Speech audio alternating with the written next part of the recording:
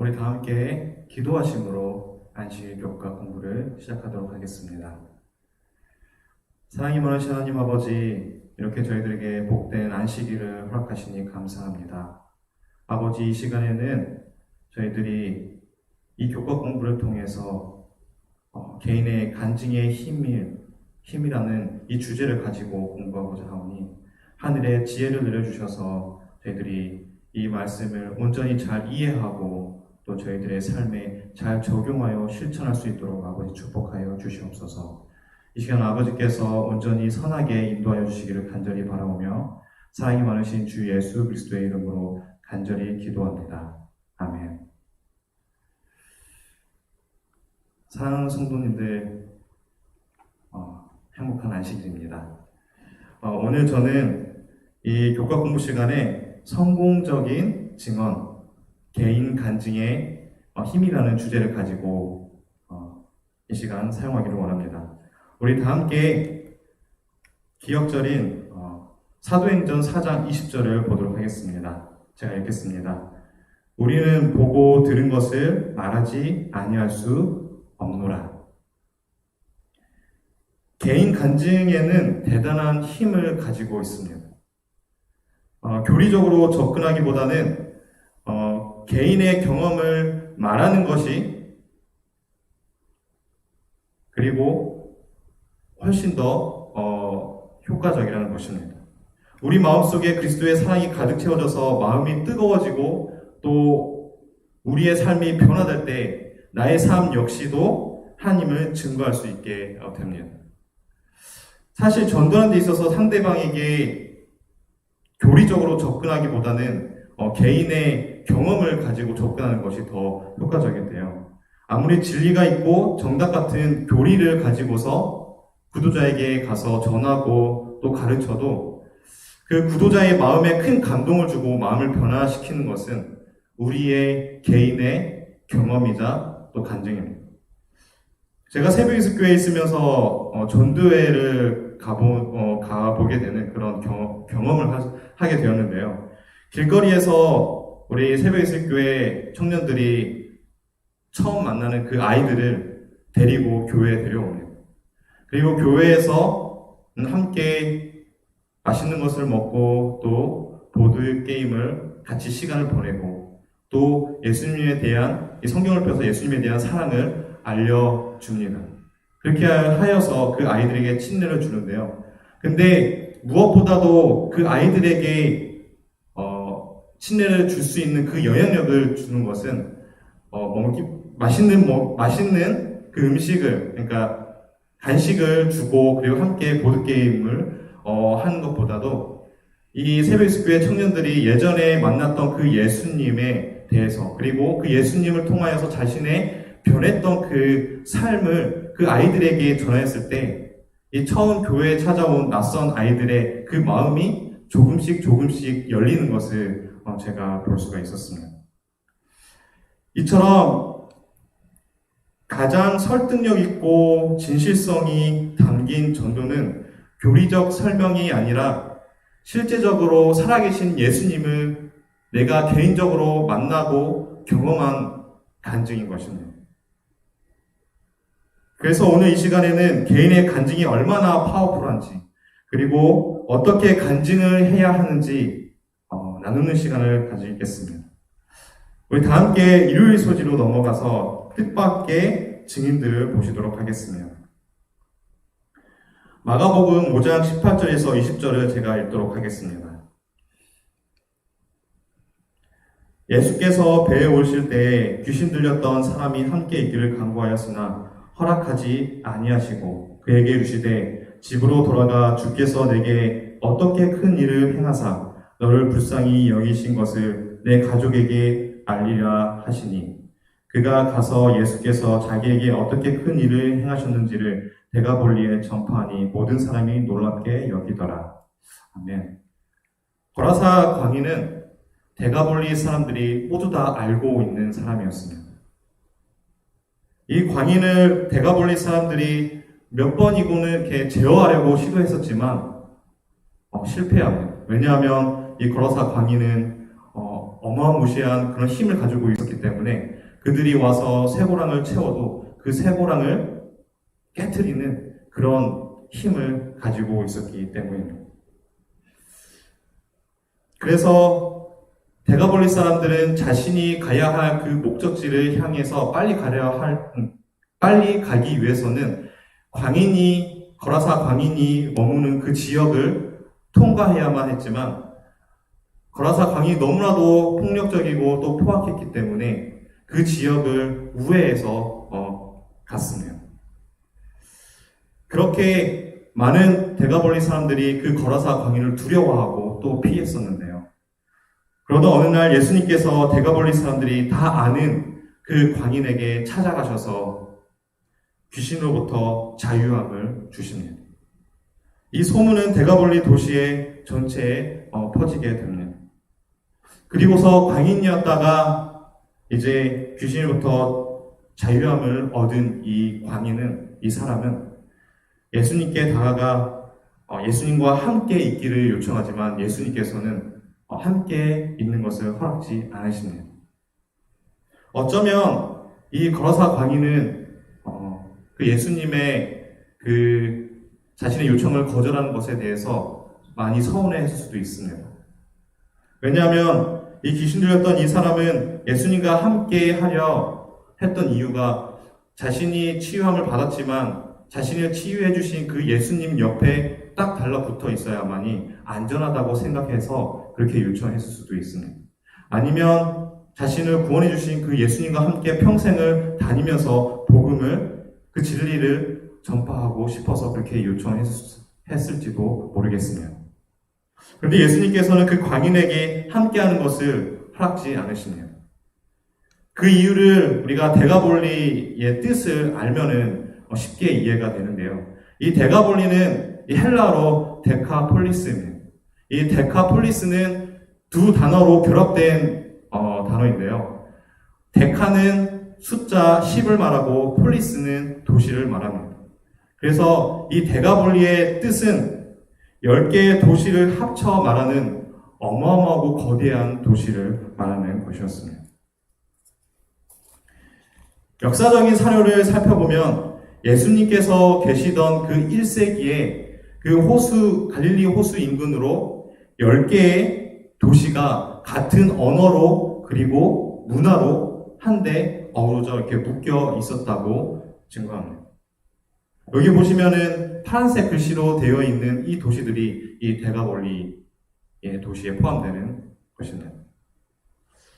그렇다면 예수님께서 일일이 각각 그 도시를 돌면서 그리고 또 제자들을 둘이나 혹은 셋으로 나눠서 그 도시에 보내어 복음을 전파하기보다는 이 사람이 귀신 들렸을 때 얼마나 폭력적이고 흉측했는지 누구보다도 잘 아는 그 대가볼리 사람들에게 이 사람을 보내어 직접 복음을 증거하는 것이 그들에게 모두 도움이 되고 효과적이라는 것입니다. 왜냐하면 서로 잘 아는 이들에게는 간증이 서로에게 아주 유익하기 때문입니다. 복음은 우리의 옛사람을 변경하고 또 개량하는 것이 아니라 우리의 본질을 변화시키는 것입니다. 마치 귀신에 이끌려 그렇게 살아갔던 그 광인이 예수님을 만나서 영적으로 그리고 정신적으로 그리고 감정 그리고 정서적으로 육체적으로 온전하게 된 것처럼 저와 여러분도 예수님을 만남으로 삶이 변화되고 이 경험을 가지고 가깝게는 나의 가족과 친구 그리고 교회 이웃들에게 증인으로서 다가가게 되기를 간절히 바랍니다. 우리 다음으로 월요일 소지인 부활하신 그리스도를 선포함 보도록 하겠습니다.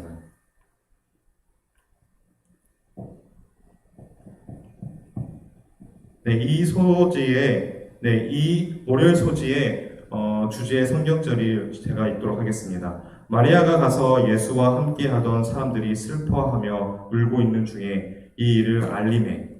마가복음 16장 10절에 있는 말씀입니다. 기원전 490년에 그 페르시아 왕인 다리우스 1세가 그리스에 군대를 보내면서 그 그리스를 정복하고자 하는 야심을 깼네요. 그래서 그리스와 페르시아가 전쟁을 하게 되는데요. 당시 페르시아 군대는 그리스에 있는 여러 도시들을 계속해서 정복하면서 많은 사람들을 사륙하고 또 노예로 삼고 그렇게 도시들을 파괴하면서 결국에는 그리스의 중심이라고 할 수 있는 아테네까지 접근하게 됩니다.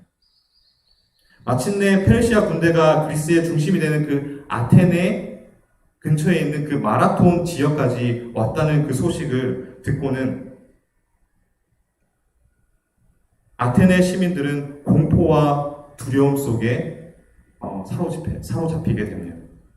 결국은 그리스의 운명을 건 전투를 위해서 아테네 시민들은 군인들을 소집해서 그 마라톤 지역에 보냅니다. 그리고서 절망 속에서 그 전투의 결과를 초조하게 기다리게 되는데요. 사실 이 전투는 그리스가 페르시아를 이길 수 없는 전투였습니다.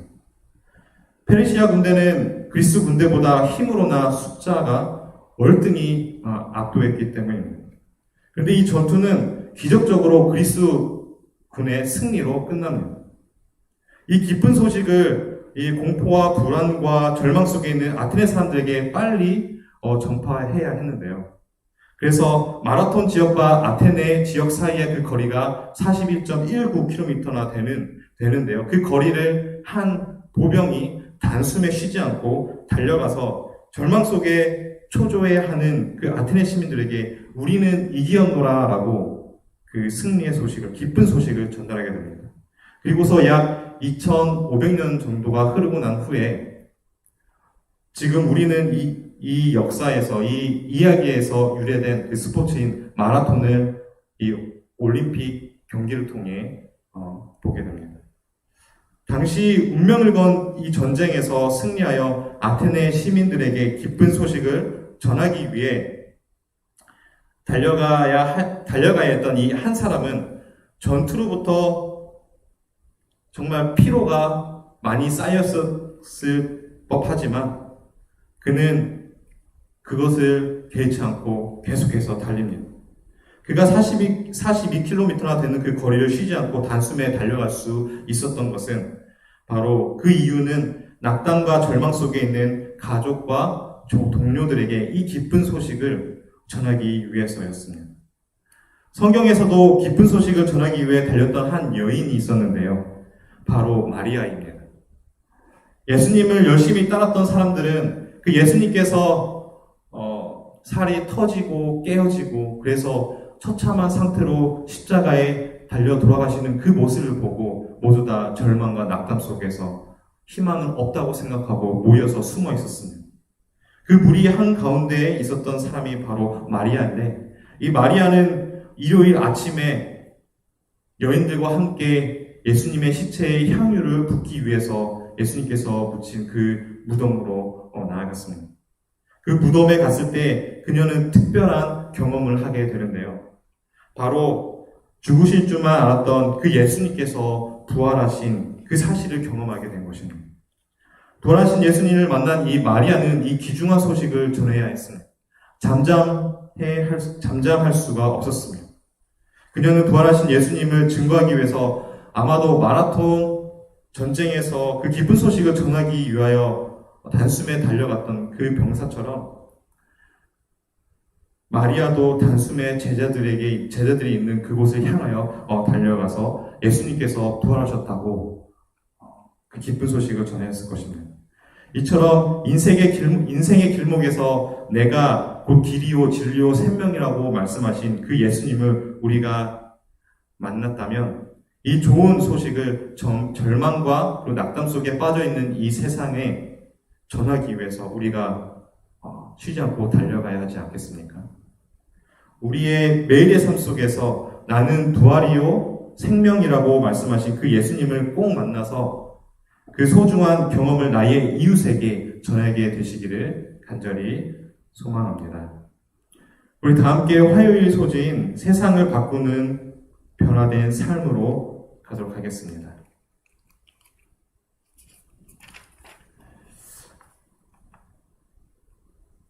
제가 읽도록 하겠습니다. 그들이 베드로와 요한이 담대하게 말함을 보고 그들을 본래 학문 없는 범인으로 알았다가 이상하게 여기며 또 전에 예수와 함께 있던 줄도 알고. 사도행전 4장 13절. 예수님께서 승천하신 후에 제자들은 오순절 성령 강림 사건을 경험하게 됩니다. 이후에 예루살렘에는 있는 그 교회는 폭발적인 성장을 이루게 되는데요. 하루에 3,000명이나 되는 사람들이 회심하고 침례받기까지 하는, 그리고 많은 사람들이 교회에 들어가고 교회에 가입하게 됩니다. 이러한 현상을 염려하며 가장 싫어하는 사람들이 있었는데요. 그 사람들이 바로 이스라엘의 고위 관직자들이었습니다. 그들은 베드로와 요한을 겁박하기 위해서 그들이 끌고 간 곳이 사내들인 공회였는데요. 성경 주석을 참고해보면 이 사내들인 공회의 구성원은 이스라엘 중에서 엘리트 중에 엘리트들 중에서 그 70명을 선정해서 그 모임에 참여하겠다고 합니다. 그리고 그 모임은 종교적인 문제뿐만 아니라 민사와 형사를 재판하는 그런 권한을 가지고 있는 모임이었다고 합니다. 이들은 베드로와 요한을 한가운데 몰아세워두고서 자신들이 십자가에 못 박아 죽인 그 예수가 부활한 그 사실을 입 밖으로 내지 못하도록 협박합니다. 우리가 문자적으로 이 이야기를 읽어서 그렇지 당시 베드로와 요한이 서 있었던 그 자리는 굉장히 두렵고 또 무섭고 떨리는 그런 자리였을 것입니다. 이스라엘 사람들 중에서 제일 높은 지도자 70명이 둘러싸서 그들의 입을 침묵시키기 위하여 너희들의 목숨을 빼앗겠다라는 그런 무서운 말로써 겁박하는 그런 상황은 정말 저희들은 감당하기 어려울 그런 장면인 것입니다. 그럼에도 베드로와 요한이 담대하게 예수님을 증거할 수 있었던 것은 그들이 예수님의 놀라운 복음의 능력을 체험했기 때문입니다. 다시 말해서 그리스도 안에서 변화된 경험을 했기 때문에 그들 앞에서 베드로와 요한은 침묵할 수가 없었습니다. 그들은 오히려 겁박을 당하면서도 담대하게 이렇게 말합니다. 하나님 앞에서 너희 말을 듣는 것이 하나님의 말을 듣는 것보다 옳은가 판단하라. 우리는 보고 들은 것을 말하지 아니할 수 없노라라고 그렇게 담대하게 말합니다. 우리가 전도하는 것이 부담이 되고 또 두렵고 어떻게 해야 할지 몰라 전도하는 것이 어렵다고 말하고 또 생각할지 모르지만, 그런데 우리의 삶에서 예수님의 놀라운 복음의 능력을 경험하는 데 집중한다면, 다시 말해서 그리스도 안에서 변화된 경험을 하게 되면 베드로와 요한처럼 자연스럽게 어떤 상황 속에서도 우리가 전에 만났던 예수님의 그 사랑을 간증할 수 있게 된다는 것입니다.